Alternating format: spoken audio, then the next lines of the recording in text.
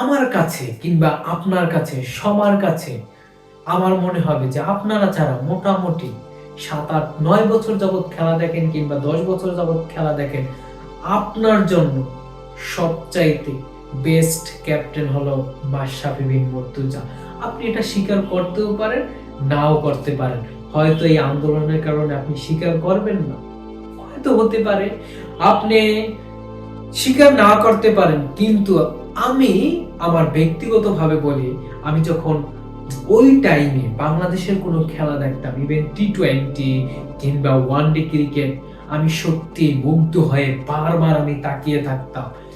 না, বাংলাদেশ জিতবো না, কিন্তু এমন একটা জায়গায় তারা নিয়ে যায় রানটা, যেটা মানে জেতার একটা পর্যায়ে নিয়ে যায়। আপনি দেখেছেন 2015 সালে, 2011 সালে বাংলাদেশ ইংল্যান্ডকে হারিয়েছে। তারপর আপনি কবে ইংল্যান্ডকে হারিয়েছেন বলেন তো? 2015 সালে আপনি টেস্ট ইংল্যান্ডকে হারিয়েছেন।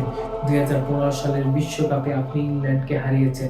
সেই মহানায়ক রুবেল হোসেন, কার ইন্সপিরেশনে আপনি সেদিন কোয়ার্টার ফাইনালে চলে গিয়েছিলেন? মাশরাফি বিন মুর্তজা।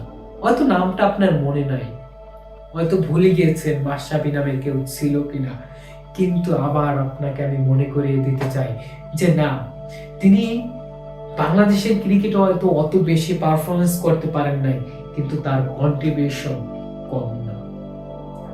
বাংলাদেশে একটা টাইমে আমি দেখেছি যে 4 জন স্পিনার নিয়ে, এমনকি 5 জন স্পিনার নিয়েও মাঠে খেলতে নামছে, কিন্তু এখন আপনি সেটা দেখবেন না।